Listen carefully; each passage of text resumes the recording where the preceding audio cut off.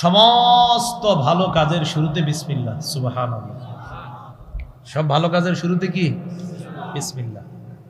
এটা হেলায় খেলায় উড়াইয়া দিবেন না কথাটা, এটা গুরুত্ব সহকারে নেবেন যে বিসমিল্লাহ এটা গুরুত্বপূর্ণ। আল্লাহর নামে শুরু করা। দোকানের শাটার খুলবেন, বিসমিল্লাহ। শাটার বন্ধ করবেন, বিসমিল্লাহ। চা কাউর হাতে দিবেন, বিসমিল্লাহ। কারো হাত থেকে চায়ের কাপটা নিবেন, বিসমিল্লাহ। সমস্ত ভালো কাজে বিসমিল্লাহ। পান খাইতেছেন হঠাৎ কোথাও গিয়ে, বাস বিসমিল্লাহ। এক কাপ চা পান করবেন, বিসমিল্লাহ। আল্লাহ শিখাইয়া দিচ্ছে যে কোরআনের শুরুতেও বিসমিল্লাহির রহমানির রহিম, এর মাধ্যমে আমরা শুরু করলাম। এর মানে সমস্ত ভালো কাজে বিসমিল্লাহির রহমানির রহিম দিয়ে আমাদের কাজগুলো আমরা শুরু করব ইনশাআল্লাহ। ইবনে মাজাহ হাদিসের কিতাব 3869 নম্বর হাদিস। এই হাদিসের মধ্যে আসছে قال رسول الله صلى الله عليه وسلم ما من عبد يقول في صباح كل يوم ومساء كل ليلة بسم الله الذي لا يضر مع اسمه شيء في الأرض ولا في السماء وهو السميع العليم 3 مرات ফায়াদুরহু। নবীজি বলেন, কেউ যদি প্রতিদিন সকালে আর সন্ধ্যায় 3 বার এই দোয়াটা পড়ে, বিসমিল্লাহিল্লাযী লা ইয়াদুররু মা ইসমিহি শাইউন ফিল আরদি ওয়ালা ফিস সামা ওয়া হুয়াস সামিউল আলিম।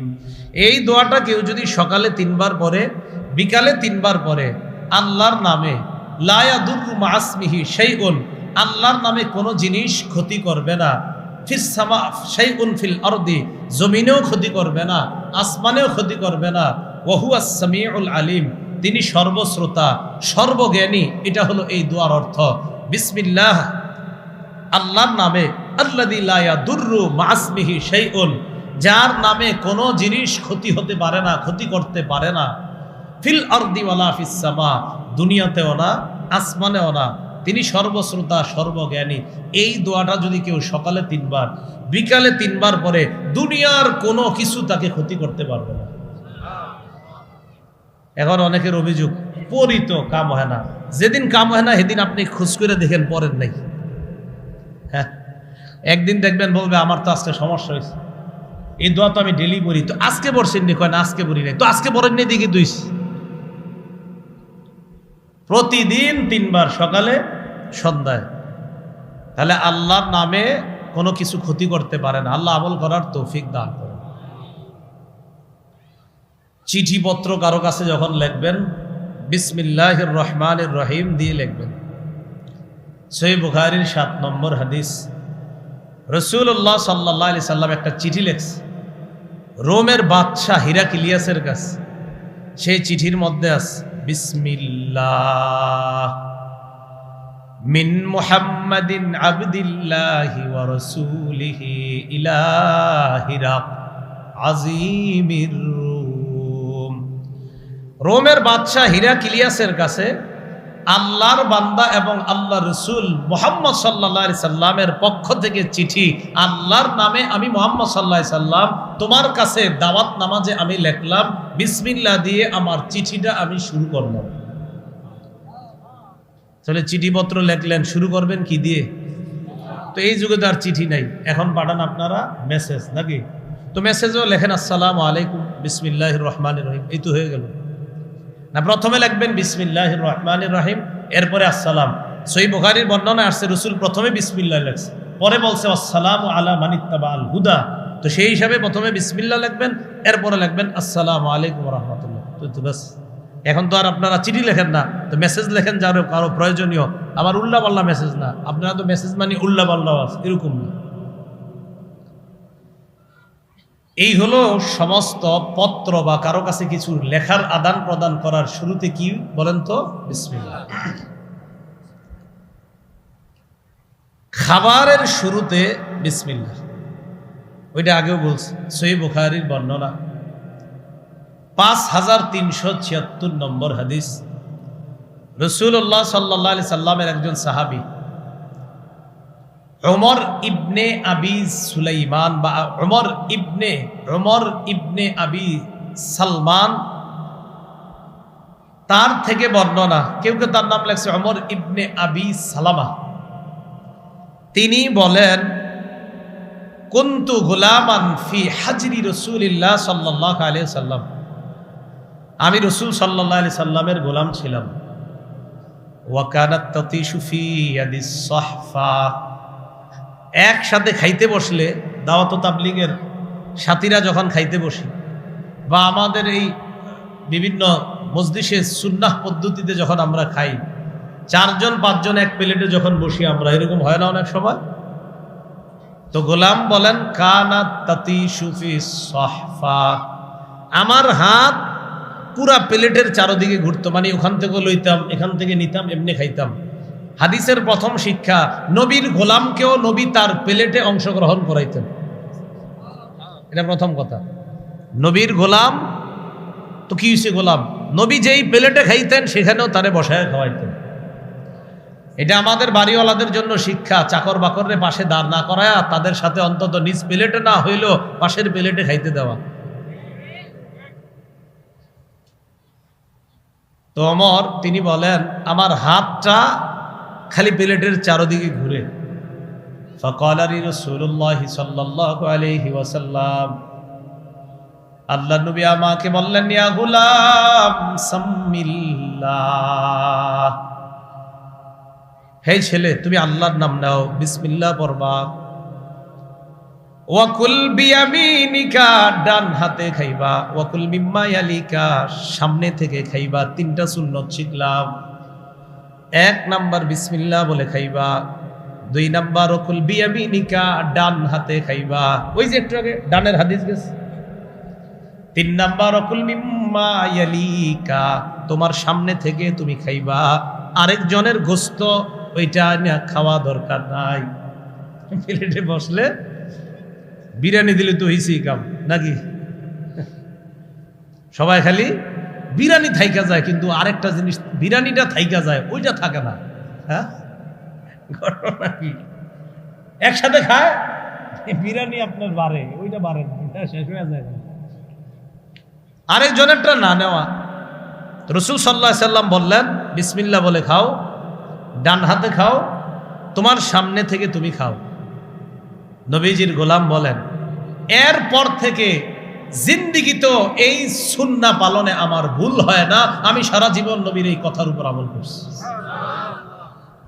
করবো তো ইনশাল্লাহ আমরা আমল। তাহলে আমরা সমস্ত কাজের শুরুতে কি বলবো? বিসমিল্লাহ। রাতের বেলা যখন হয়, মাগরিবের সময়টা খুব গুরুত্ব দিয়ে শোনেন কথাটা, মাগরিবের সময়, ওই সময় ঘরের শিশু যারা আছে তাদেরকে আটকায় রাখবেন।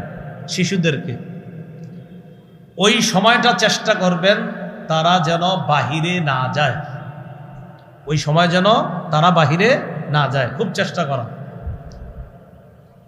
বুখারীর বর্ণনা 3280 নম্বর হাদিস, জাবের রাদিয়াল্লাহু তাআলা আনহু থেকে বর্ণনা, তিনি বলেন, ক্বালা রাসূলুল্লাহ সাল্লাল্লাহু আলাইহি ওয়াসাল্লাম, ইযা তাজনাহাল লাইল আও ক্বালা জুনহুল লাইল। নবীজি বলেন, ইযা তাজনাহাল লাইল, সূর্য অস্ত যাওয়ার পর যখন সন্ধ্যা নেমে আসে, সূর্য অস্ত গেছে, সন্ধ্যা নেমে আসছে, নবীজি বলেন, কুফু সিবিয়ানাকুম, তোমরা তখন তোমাদের বাচ্চাগুলাকে আটকায় রাখবা, শিশুদেরকে আটকায় রাখবা। সূর্য অস্ত যাওয়ার পর সন্ধ্যা যখন নেমে আসে, আল্লাহ নবী বলেন, কুফু সিবিয়ানাকুম, শিশুদেরকে তখন আটকায় রাখবা। ফাইন্নাশ শায়াতিনা তানতাশিরু হিনাইযিন, আল্লাহ নবী বলেন, শয়তান তখন দুনিয়ার চারদিকে ছড়ায়া পড়ে। মাঝে মাঝে আইসা গো, হুজুর ছেলের উপরে আসর পড়ছে, তোর বই তো আপনি ওই সময় তো ছেলেরে ঘরে আটকায় রাখেন নাই, মেয়েটারে আটকায় রাখেন নাই, তো আসর বদ আসর তো তার উপর হবেই। নবীজি বলেন, তখন শয়তান ছড়ায়া পড়ে। ওই সময় তোমরা সন্তানদেরকে আটকায় রাখবা। ফাইদা যাহাবা সাআতুম মিনাল ইশা, রাতের কিছু অংশ যখন চলে যায়, ফাখাল্লুহুম, তখন আবার তাদেরকে ছেড়ে দাও। তাহলে রাতের কিছু অংশ গেলে ছেড়ে দিও, কিন্তু রাতের শুরু অংশটা সূর্যাস্তের পর যখন সন্ধ্যা নামে শিশুদেরকে আটকায় রাখো, কিছু অংশ যাওয়ার পর তাদেরকে ছেড়ে দিবা, তখন আর সমস্যা নাই। আর কি করবা তখন? ওয়া আগলিক বাবাকা ওয়াযকুর ইসমাল্লাহ, ঘরের দরজাটা আটকায় দিবা বিসমিল্লাহ বলে। ঘরের দরজা আটকাবো কি বলে? রাতের বেলা আপনার বিবি ঘরের দরজা আটকায় রাখবে বিসমিল্লাহ বলে। আপনি যখন অফিস থেকে যাইবেন রাত 8টা 9টা 10টার দিকে, দরজা যখন নক করবেন, বিবি যখন দরজা খুলবে, খোলার আগে পড়বে বিসমিল্লাহ, দরজা বন্ধ করার সময়ও বিসমিল্লাহ, দরজা খোলার সময়ও বিসমিল্লাহ। তো নবীজি বলেন দরজা বন্ধ করবা, বিসমিল্লাহ পড়বা। এরপর ওয়াউকি সিকাআকা ওয়াযকুর ইসমাল্লাহ, তুমি যেই গ্লাসে পানি পান করো ওই পান পাত্রটা ঢাইকা রাখবা বিসমিল্লাহ বলে। রাতের বেলা শোয়ার সময় পাশে গ্লাস রাখেন না, বিসমিল্লাহ বলে ওইটা ঢাইকা রাখবেন। এরপর নবী বলেন ওয়াখাম্মির ইনাআকা ওয়াযকুর ইসমাল্লাহ, তুমি তোমার বাসন তোষণ তরি তরকারি ভাতের ডেক ডেকচিগুলা বিসমিল্লাহ বলে ঢেকে রাখবা। ফ্রিজের মধ্যেও যদি রাখেন ঢাইকা রাখা দরকার। নবী বলেন ওয়ালাউ তারুদু আলাইহি শাইআ, পুরা ঢাকনা যদি দিতেও না পারো, সামান্য কিছু একটা হলেও ওই পাত্র আর পান পাত্রের উপর রেখে দাও। পুরা ঢাকনাটা নাই, আপনি কিছু একটা বিসমিল্লাহ বলে রেখে দেন, মানে পুরাটা ঢাকার মতো আপনার কাছে কিছু নাই, তো ছোট একটা কিছু হইলো, আপনি নবী বলছে বাস কিছু একটা আপনি বিসমিল্লাহ বলে ওটার উপর রেখে দেন। কি কথাগুলো বুঝে আসছে সবার? পুরা আপনার কাছে পানপাত্র ঢাকার বড় কিছু নাই, তো নবীজি বলছে নাই ওয়ালাউ তারুজু আলাইহি শাইআন, ছোট কিছু হইলো ওইটা ওখানে রাইখা দাও, বাকি বিসমিল্লাহ বলো। তো কথাগুলো মনে থাকবেনি সবার?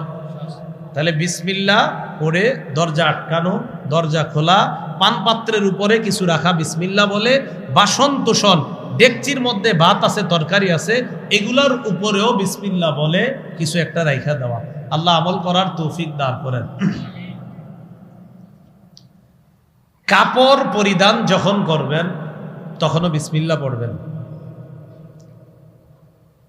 এমনকি আমরা যখন অজু ইস্তেঞ্জা করি, কখনো প্রস্রাবখানায় যেতে হয় আমাদের, কখনো টয়লেটে, লজ্জার কিছু না, তখন লজ্জাস্থান প্রকাশ হয় কিনা? ওখানে প্রস্রাবখানা টয়লেটে গেলে লজ্জাস্থান প্রকাশ হয় কিনা? রাসূল সাল্লাল্লাহু আলাইহি সাল্লাম বলেন শয়তান তখন তোমাদেরকে নিয়ে খেলা করার খুব চেষ্টা চালায়। ওই মুহূর্তে কি করবা?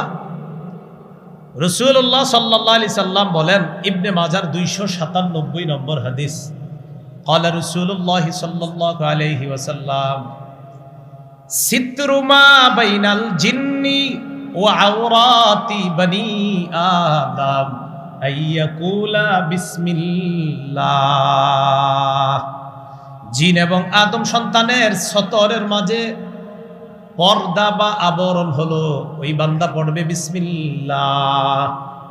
ইজা দাখালাল কানিফা, বান্দা যখন ওযু করতে যায়, ইস্তিনজা করতে যায়, টয়লেটের মধ্যে যায়, প্রস্রাবখানায় যায়, তখন ওই বান্দা পড়বে বিসমিল্লাহ।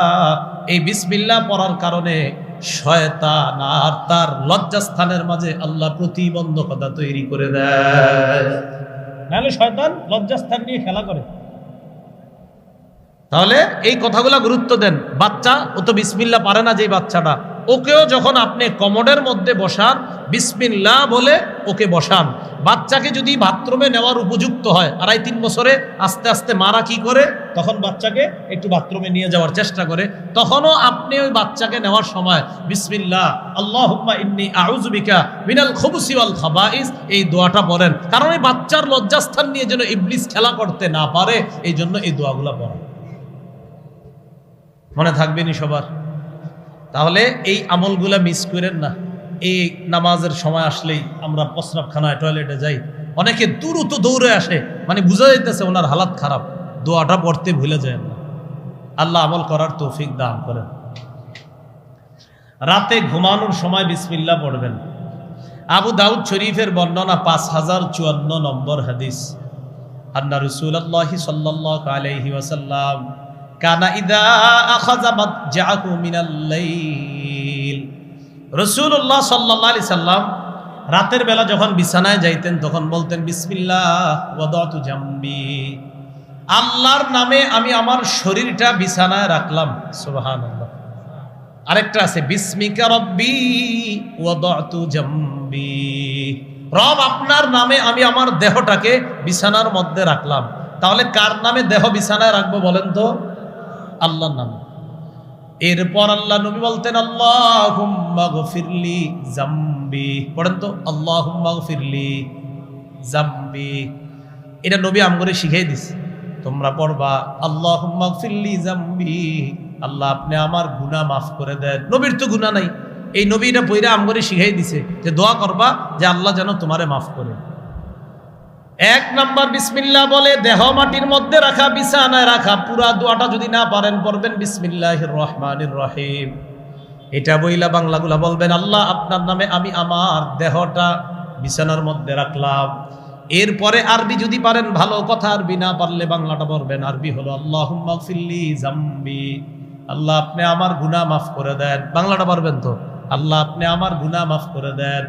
3 নাম্বার ওয়া আকসি শাইতানি, মাবুদ তুমি আমার শয়তানকে তাড়ায়া দাও, আমার সাথে যেই শয়তানটা ডিস্টার্ব করে ওরে তুমি তাড়ায়া দাও।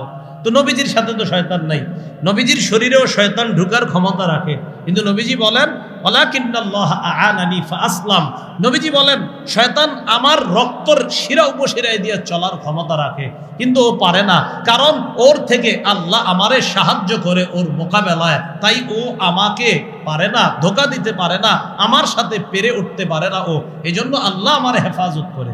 রাসূল সাল্লাল্লাহু আলাইহি ওয়াসাল্লাম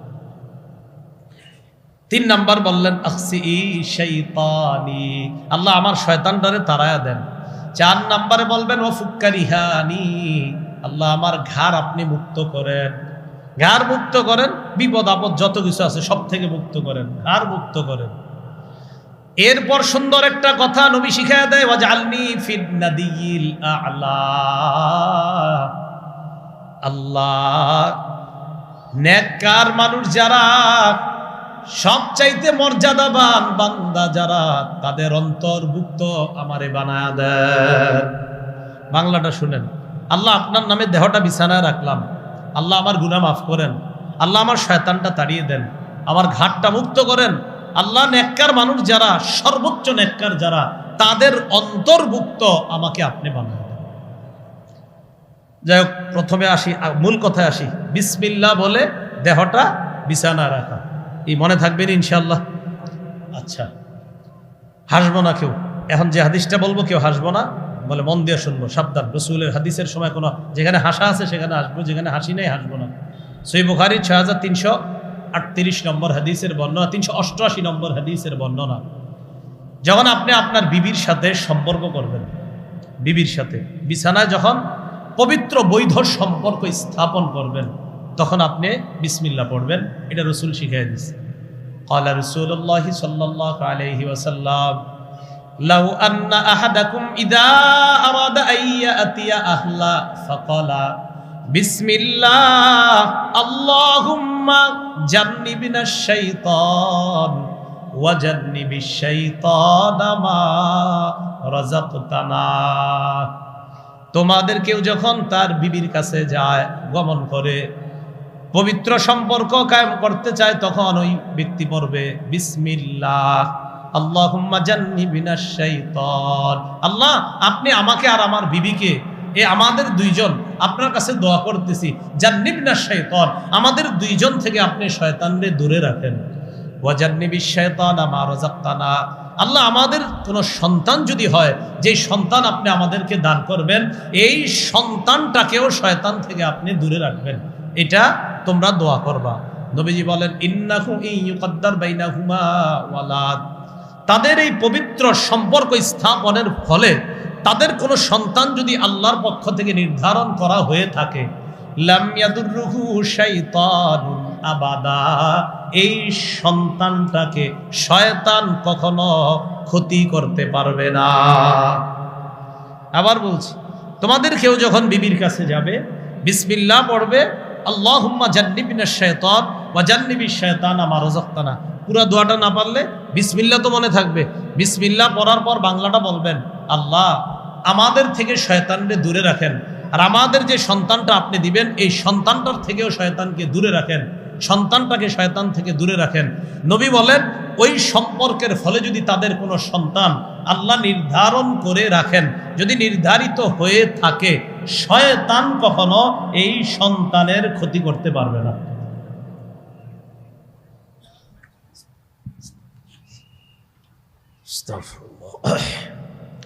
এই হলো আপনার রাতে ঘুমাতে যাওয়ার সময় এই আমল করা।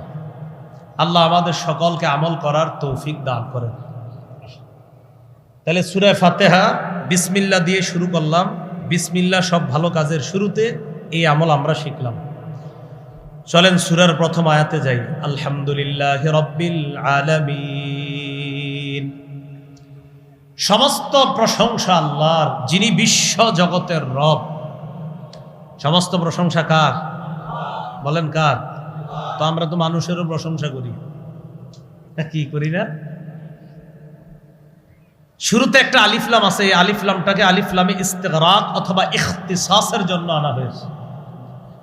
সমস্ত প্রশংসা আল্লাহর জন্য, আর এটার নাম যদি হয় ইখতিসাস তাহলে অর্থ হবে সমস্ত প্রশংসা আল্লাহর জন্যই খাস। বলেন সমস্ত প্রশংসা কার জন্য খাস? এটা কেমনে? এই চেয়ার বানাইছে কে? বলেন মিস্ত্রি। কে বানাইছে? মাশাআল্লাহ কি সুন্দর চেয়ার।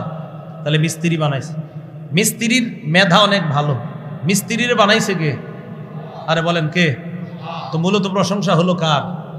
এই জন্য চেয়ার যে বানাইছে, যদিও তার প্রশংসা করি, আসলে এটা তার প্রশংসা না, বরং তারে এত সুন্দর মেধা যিনি দিয়েছে তার প্রশংসা। এই জন্য মুফতি শফি রহমতুল্লাহ আলাইহি লেখছেন, সারা পৃথিবীতে যত জায়গায় মানুষের প্রশংসা হয়, এই প্রশংসার যোগ্য মূলত মানুষ না, মূলত ওই মানুষ যেই কারণে প্রশংসা অন্যের থেকে পায়। মানুষ চিন্তা করতে হবে, আমি প্রশংসা কেন পাইলাম? আচ্ছা আমার মেধার কারণে। আমি প্রশংসা কেন পাইলাম? আচ্ছা আমার টাকার কারণে। আচ্ছা আমি প্রশংসা কেন পাইলাম? ব্যবসায় উন্নতি করার কারণে। আচ্ছা ব্যবসায় আমার উন্নতি দেওয়ার বুদ্ধিটা কে দিল? ও আল্লাহ দিছে। তো মুফতি শফি রহমতুল্লাহ আলাইহি বলেন, দুনিয়াতে যত প্রশংসা হয় সব প্রশংসার মূলে আল্লাহ। সব প্রশংসার মূলে কে? তো আলহামদুলিল্লাহ সমস্ত প্রশংসা কার?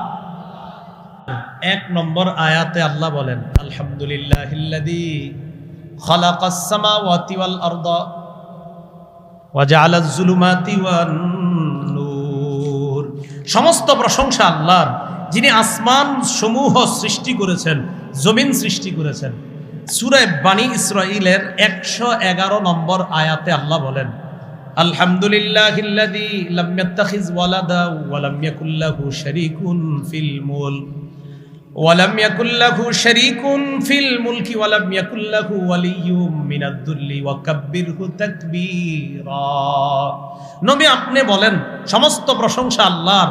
লাম ইয়াত্তাখিজ ওয়ালাদা, যিনি কোনো সন্তান গ্রহণ করেননি। ওয়ালাম ইয়াকুল লাহু শারীকুন ফিল মুলক, রাজত্বে যার কোনো অংশীদার নাই, সমস্ত প্রশংসা তার। বলেন তো রাজত্বে কোনো অংশীদার নাই কার?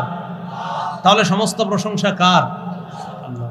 সূরা কাহফ 1 নম্বর আয়াত আল্লাহ বলেন, আলহামদুলিল্লাহিল্লাযী আনজালা আলা আবদিহিল কিতাব ওয়া লাম ইয়াজআল লাহু ইওয়াজা। সমস্ত প্রশংসা আল্লাহর, যিনি তার বান্দা মুহাম্মদ সাল্লাল্লাহু আলাইহি সাল্লামের উপর কিতাব নাজিল করেছেন। তাহলে বলেন তো রাসূল সাল্লাল্লাহু আলাইহি সাল্লামের উপর কিতাব নাজিল করেছেন কে? তো আল্লাহ বলেন সমস্ত প্রশংসা আল্লাহর, যিনি তার বান্দার উপর কিতাব নাজিল করেছেন। এবার চলে যাই সূরা ফুরকানের 1 নম্বর আয়াত। ওখানে হামদ শব্দে নাই, তবে সেখানে অন্য শব্দে আল্লাহর প্রশংসা আছে। সূরা আনকাবুতে আমরা চলে যাই। আল্লাহ পাক রব্বুল আলামিন সূরা নামল 19 নম্বর পারা শেষ পৃষ্ঠা, সূরা নামলের 59 নম্বর আয়াত আল্লাহ বলেন, কুলিল হামদুলিল্লাহ ওয়া সালামুন আলা ইবাদিহিল্লাযীনা ইসতাফা। আপনি বলেন সমস্ত প্রশংসা আল্লাহর, ওয়া সালাম, শান্তি বর্ষিত হোক তার নির্বাচিত বান্দাদের উপর। তাহলে সমস্ত প্রশংসা কার? আল্লাহর। সূরা নামলের 59 নম্বর আয়াতে আল্লাহ শিখিয়ে দিলেন সমস্ত প্রশংসা আল্লাহর।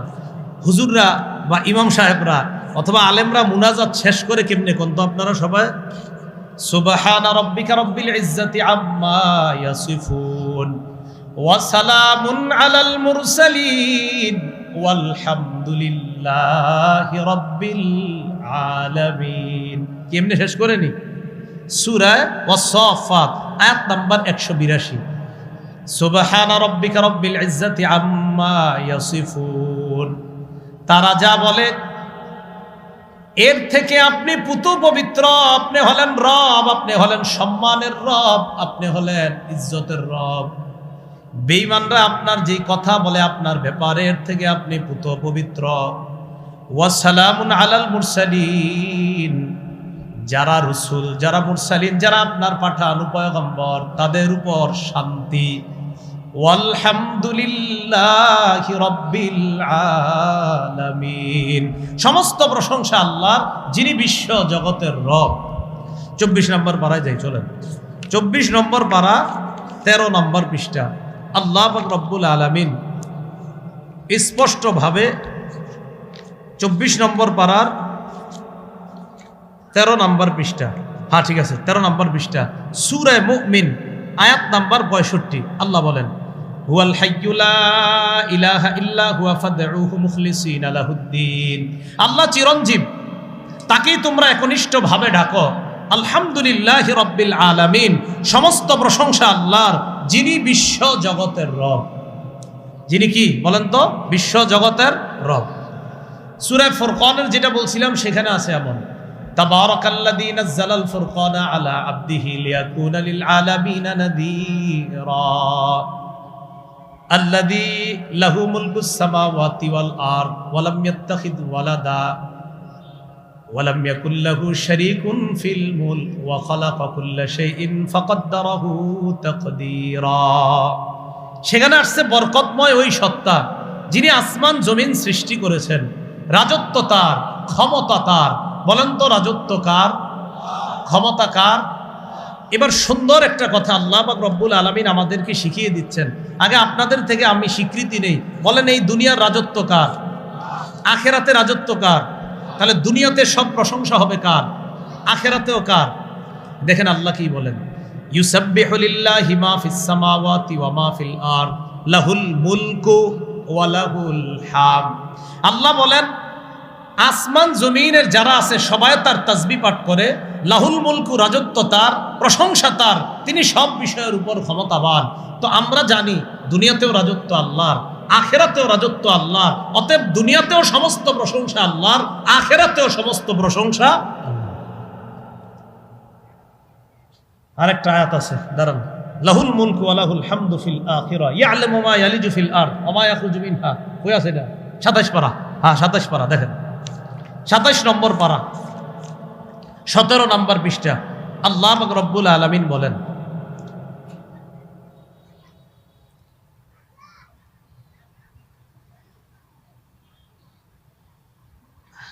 লাহুল মুলকু ওয়া লাহুল হামদ, এটা পাইতেছি না, ওয়া লাহুল হামদু ফিল আখিরা, এটা দরকার, ওয়া লাহুল হামদু ফিল আখিরা ওয়া হুয়াল হাকিম। সূরা সাবা 22 নম্বর পারা, সূরা সাবা। ফিল আখিরাটা চাইতেছি আমি, সূরা সাবা 22 নম্বর পারা 7 নম্বর পৃষ্ঠা পেয়ে গেছি। আলহামদুলিল্লাহ পড়েন।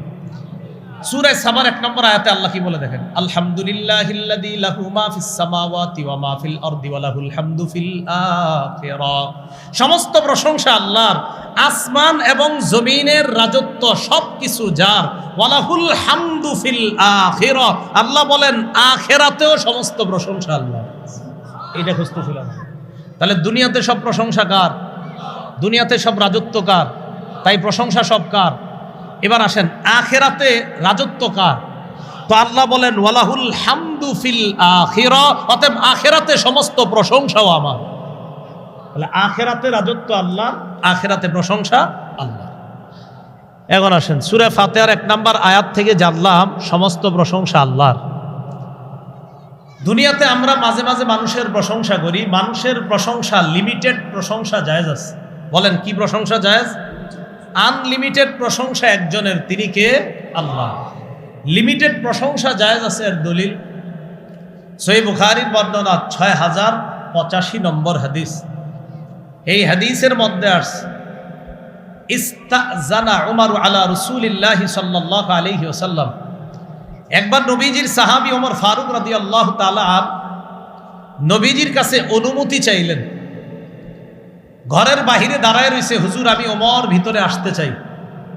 ওয়া ইনদাহু নিসাউম মিন কুরাইশিন ইউকাল্লিমনা ওয়া ইস্তাকসিরনাহু আলিয়াতান আসওয়াতুহুন্না। নবীজির সামনে তখন একদল কুরাইশি মহিলা, এই মহিলারা জোরে জোরে আওয়াজে কথা বলতেছে নবীর সামনে। হযরত ওমর ফারুক তখন ঘরের বাইরে। ভিতরে আল্লাহর নবীর কানে সংবাদ যায়, ইয়া রাসূলুল্লাহ ইয়া হাবিবাল্লাহ, আপনার সাহাবী ওমর ঘরের বাইরে দাঁড়িয়ে আছে, আপনার কাছে অনুমতি চায়। ফাআদিনা লাহু রাসূলুল্লাহ সাল্লাল্লাহু আলাইহি ওয়াসাল্লাম। আল্লাহর নবী হযরত ওমরকে ঘরে ঢোকার অনুমতি দিয়ে দেয়। হযরত ওমর যখন ঘরের মধ্যে যায়, যাওয়ার সময় দেখে ওয়া রাসূলুল্লাহ সাল্লাল্লাহু আলাইহি ওয়াসাল্লাম ইয়াদহাক। ওমর যখন ঘরে যায়, যাওয়ার সময় দেখে আল্লাহর নবী হাসতেছে, নবীর দাঁত দেখা যায়। হযরত ওমর আল্লাহর নবীকে দেখার পর বললেন, আদহাকাল্লাহু সিন্নাকা ইয়া রাসূলুল্লাহ। ওগো আল্লাহর নবী, আল্লাহ যেন আপনার এই দাঁত সদা সর্বদা হাস্যোজ্জ্বল রাখে, আপনার মুখটা সারা জীবন যেন আল্লাহ হাস্যোজ্জ্বল রাখে। হুজুর আমার জানতে মন চায় আপনি হাসতেছেন কেন? আপনারা যে আমি দেখলাম আপনি হাসেন, এটা ভালো লাগতেছে, সারা জীবন আপনি হাসেন, কিন্তু আপনি হাসলেন কেন এটা আমার একটু জানতে মন চায়। নবীজি বললেন, ওমর তুমি যখন বাহিরে অনুমতি চাইছো তখন আমার সামনে নারীরা জোরে জোরে কথা বলতেছিল, বা জি আমি বাইরে থেকেই শুনতেছিলাম। তো নবীজি কয়, ওমর ফালাম্মা সামি'না সাওতাক, নারীরা যখন তোমার আওয়াজ শুনছে, ইবতাদারনাল হিজাব, সবগুলা উইঠা দ্রুত পালায়া ওই পর্দার পিছনে গিয়ে পলায় রইছে, তোমার আওয়াজ শুনেছে। হযরত ওমর বললেন, আনতা কুনতা আহাক্কা আইয়াহাবনা ইয়া রাসূলুল্লাহ। হুজুর আপনিই তো ছিলেন বেশি যোগ্য যে আপনারে তারা ভয় পাবে, তারা আমারে কেন ভয় পায়? এবার হযরত ওমর পর্দার দিকে লক্ষ্য করে বললেন, ইয়া আদুওয়াতি আনফুসিহিন্না, হে আত্মশত্রু নারীগণ, হে ওই সমস্ত নারীগণ যারা নিজেরা তোমরা নিজেদের শত্রু। আতাহাবনানি ওয়ালা তাহাবনা রাসূলুল্লাহি সাল্লাল্লাহু আলাইহি ওয়াসাল্লাম, তোমরা আমারে ভয় পাও, আল্লাহ রাসূলকে কি ভয় পাও না? তোমরা আমারে ভয় পাও, রাসূলকে ভয় পাও না? নারীরা ভিতর থেকে জবাব দেয়, বালাহ কুলনা বালাহ। নারীরা কি কয় দেখেন, কুলনা বালাহ, হ্যাঁ আসলে তোমারই ভয় পাই, নবীজিরে এত ভয় পাই না। দেখছেন কি কয়? নারীরা কয় আসলেই তোমারই ভয় পাই। এবার হযরতে ওমরকে ও কেন ভয় পাই? আনতা ফাদ্দু আগলাজু মির রাসূলিল্লাহি সাল্লাল্লাহু আলাইহি ওয়াসাল্লাম, তুমি কঠোর, তোমার ভাষা খুব শক্ত নবীর চাইতে, এই জন্য নবীর সামনে কথা সুন্দরভাবে নরমভাবে বলতে পারলো, তোমার আওয়াজ শুনলে আর কথাই আসে না, কথা বলা দূরের কথা, তোমারে বেশি ভয় পাই। নারীরা পর্দার আড়াল থেকে ওমর ফারুককে বলতেছে। নবীজি হযরত ওমরকে বললেন, ওমর আল্লাযী নাফসি বিয়াদিহি, আল্লাহর কসম, যে আল্লাহর হাতে আমার জান তার কসম, মা লাকিয়াকা শাইতান সালিকান ফাজ্জা ইল্লা সালাকা ফাজ্জান গায়রা ফাজ্জিক। ওমর তুমি যেই রাস্তায় হাঁটো, এক রাস্তায় তুমি চলো, শয়তান যদি ওই রাস্তায় তোমাকে দেখে তাড়াতাড়ি রাস্তাটা পরিবর্তন করে অন্য রাস্তা দিয়ে হাঁটার শুরু করে, শয়তানই জেনে তোমারে ভয় পায়, মানুষ তো ভাবেই। কি কথা বুঝে আসছে? তো হযরতে ওমরের প্রশংসা নবীজি করলেন সামনাসামনি। ক্ষেত্র বিশেষ সত্যি প্রশংসা সামনে করা যায়, আবার বলছি ক্ষেত্র বিশেষ সত্যিকারের প্রশংসা সামনাসামনি যায়, কিন্তু আমরা কিছু মিথ্যা প্রশংসাও করে ফেলি সামনাসামনিও আড়ালেও। যেমন আমরা যত্র তত্র দে দাঁড়ছে আল্লামা লেখা, দে দাঁড়ছে ডাঁড়ছে আল্লামা লিখতেই থাকি। আল্লামা শব্দের তাহকিক না জানার লোকটার পিছনেও আল্লামা লেখা হচ্ছে, দে দাঁড়ছে হয়ে যাচ্ছে আমাদের এগুলো। কেন? আল্লামা শব্দের তাহকিক বুঝেননি? আমি তো ওভার কনফিডেন্স দিয়ে বলবো অনেক আল্লামা, যারা আল্লামা শব্দের তাহকিক জানে না, বাস আল্লামা লেখা হচ্ছে। কেন আল্লামা লেখলে মানে এটার ফায়দা কি, উপকারিতা কি? কেন এগুলা যত্র যত্র লেখা হবে? এইটা কি মোয়া, মুড়ির মোয়া? প্রশংসা, যথাযথ প্রশংসা জায়েজ, মাত্রা অতিরিক্ত প্রশংসা হারাম, না জায়েজ। রাসূলুল্লাহ সাল্লাল্লাহু আলাইহি সাল্লাম বলেন, ইজা রাআইতুমুল মাদ্দাহিন, যখন অতিরিক্ত চাটুকার প্রশংসাকারীদেরকে দেখবা, ফাহসু ফি উজুহিহিমুত তুরাব, তাদের চেহারার মধ্যে বালু মারবা। কি মারবা? হ্যাঁ, মুসলিম শরীফের বর্ণনা। নবীজির এক সাহাবী ওসমান গনির পাশে বসা, প্রশংসা করছে, হাতে তুইলা বালু মারছে, একদম সত্যি সত্যি পাথর সহ মারছে। হযরত ওসমান গনি ভাই তুমি কি করলা? নবীজি কইছে তাই মারলাম, কিন্তু মেরে দিছে, সত্যি সত্যি মেরে দিছে। এই যুগে আর বালু মারা যাবে না। এই যুগে কি করা? এই যুগে ধমক দেওয়া, বলে দেওয়া, ভাই আমার নামের বিষয়গুলো বললেন না, লেখেন না। তারুণ্যের অহংকার, কুটি যুবকদের আইডল, হাদিস গবেষক, হাদিস বর্ণনায় অনন্য ব্যক্তিত্ব, হাদিসের অন্যতম নক্ষত্র, হাফিজুল হাদিস, প্রখ্যাত অমক, প্রখ্যাত তমক, এইগুলো বলার কোনো দরকার নাই তো। আমার নামটা সবাই জানে, কথা বুঝছেননি? সবাই আমার নাম আরিফ বিন হাবিবিরা জানে সবাই। এটা লেখলে এটার ফায়দা কি? হাফিজুল হাদিস লেখলে যদি আমি হাফিজুল হাদিস হয়ে যাই, তাহলে প্রতিদিন লেখেন, এই লেখার কারণে যদি হয়ে যায়, কিন্তু এরকম তো হয় না। তো মাত্রা অতিরিক্ত প্রশংসা হারাম, এটা জায়েজ নাই, এটা নিষেধ করছে রাসূল সাল্লাল্লাহু আলাইহি সাল্লাম। নবীজির সামনে একজন আরেকজনের প্রশংসা করছে, বাড়ায়া প্রশংসা করছে। নবীজি বললেন, ওই হাত থামো, কতটা উনুকা সাহিবিক, তুমি তোমার সাথীর গলাটা কাইটা দিছ।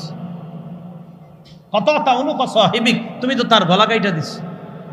নবীজি আরেক বর্ণনায় বলছে, ইয়াকুমাত তামাদুহা, বেশি চাটুকারিতা করা থেকে বাঁচো। ফাইন্নাহু আজিব, বেশি চাটুকারিতা করা মানে তার গলার মধ্যে ছুরি চালায়া দাও। তাহলে বলেন, আনলিমিটেড প্রশংসা হবে একমাত্র কার? বান্দার প্রশংসা লিমিটেড। বাস্তবিক সত্যিকার অর্থে যদি প্রশংসা করা যায়, লেখা যাবে, সমস্যা নেই। কিন্তু আপনি অতিরিক্ত প্রশংসা, এটা ঠিক না, এটা বান্দাদের জন্য জায়েজ নাই, এটা নাজায়েজ। আল্লাহ আমাদের সকলকে নাজায়েজ কাজ থেকে হেফাজত করেন। নবীজি সাল্লাল্লাহু আলাইহি সাল্লাম কখনো কখনো আড়ালে প্রশংসা করতেন, কইরা বলতেন, তোমার কাছে প্রশংসাটা করলাম, তুমি কাউরে কইও না। আলী রাদিয়াল্লাহু তাআলা আনহুকে একদিন আল্লাহ রাসূল সাল্লাল্লাহু আলাইহি সাল্লাম বললেন, আলী, জান্নাতে যারা প্রবেশ করবে এদের মধ্যে একদল থাকবে যারা বয়স্ক জান্নাতি। এই বয়স্ক জান্নাতি যারা হবে, আমার আবু বকর আর ওমর বয়স হয়ে যাওয়ার পর, অর্থাৎ বয়স হয়ে যাওয়ার পর যারা মারা গেছে, জান্নাতে তো আর কেউ বড় বুড়া বয়স হয়ে মারা যাবে না, কিন্তু বুড়া বয়স হয়ে কেউ জান্নাতে যাবে না। দুনিয়া থেকে যারা বুড়া বয়সে মারা গেছে, অর্থাৎ বয়স হয়ে যাওয়ার পর, এই বয়স্ক যারা জান্নাতে যাবে তাদের সর্দার হবে আমার আবু বকর আর ওমর। এটা বইলে হযরত আলীকে বললেন, আলী, কথাটা তুমি আবু বকর ওমরে বইল না, বলে দিস, এই কথাটা যে তোমারে বললাম, এটা আবু বকর ওমরকে বলবা না। মা দামা হাইয়্যিন, আবু বকর ওমর যতদিন জীবিত থাকবে এই কথাটা তাদেরকে বইল না। কি বুঝলাম? কখনো কখনো কারো প্রশংসা আড়ালে কইরা এটা বলে দেওয়া, থাক, তিনি যতদিন দুনিয়াতে আছে এটা তার কাছে বলা দরকার নাই, আমি তার ব্যাপারে এই ভালো ধারণা রাখি, এটা জায়েজ আছে। কথাগুলো বলার কারণ হলো, আমার যে বিষয়বস্তু দিছে এই বিষয়বস্তুর সাথে এটা বলতে হবে। আপনারা আবার অন্যদিকে নিলে হবে না যে আপনি আজকে এটা কেন বললেন, আমার তো বিষয় দিছে সূরা ফাতিহা, আলহামদুলিল্লাহি রাব্বিল আলামিন, আর এই আলহামদুলিল্লাহ ব্যাখ্যা এখনো শেষ হয় নাই, লম্বা আলোচনা। আলহামদুলিল্লাহ কয় ক্ষেত্রে প্রশংসা করা যাবে, কয় ক্ষেত্রে করা যাবে না। আজকে এতটুকুই থাক, যতটুকু জানলাম শুধু আলহামদুলিল্লাহ। এই আলহামদুলিল্লাহ থেকে ইনশাআল্লাহ আল্লাহ পাক রব্বুল আলামিন বাঁচায় রাখলে আলহামদুর আলোচনা এখনো শেষ হয় নাই, এটা নিয়ে লম্বা আলোচনা হবে। এরপর আমরা রব্বিল আলামিনে যাব।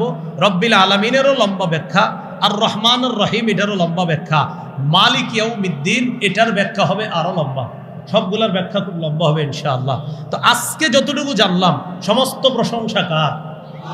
দুনিয়াতে সব রাজত্ব কার? তাই দুনিয়াতে সব প্রশংসা কার? আচ্ছা দেখি ওই পরেরটা বলেন, আখেরাতে সব রাজত্ব কার?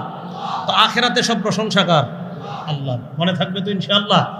আর প্রয়োজনে সত্যিকার প্রশংসা মানুষের করা জায়েজ প্রয়োজনে, এবং এটা যদি সত্যিকার হয়। আর যদি প্রয়োজন না থাকে, সামনাসামনি তার প্রশংসা করা দরকার নাই, আড়ালে তার প্রশংসা কইরা তার ব্যাপারে বইলা দেওয়া, ভাই সে যতদিন বেঁচে আছে এটা তারে বলা দরকার নাই, তার ব্যাপারে এই প্রশংসা করলাম। আল্লাহ আমাদের সকলকে যে কথাগুলা বললাম শুনলাম ও প্রথম দিকের কথাগুলো মনে আসেনি। বিসমিল্লাহির রহমানির রহিম, আলহামদুলিল্লাহি রাব্বিল আলামিন। সব সূরার শুরুতেই দেখবেন বিসমিল্লাহ আছে, একটা সূরা ছাড়া। তো পবিত্র কোরআনে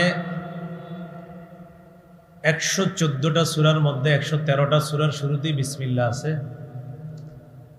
একটা সূরা, সূরা বারাআত বা সূরাতুত তাওবাহ, এই সূরাটার শুরুতে বিসমিল্লাহ নাই। তাহলে সূরা কয়টা? 114টা। কয় সূরার শুরুতে বিসমিল্লাহ? 113টা। তাহলে বিসমিল্লাহ কয়টা হইল?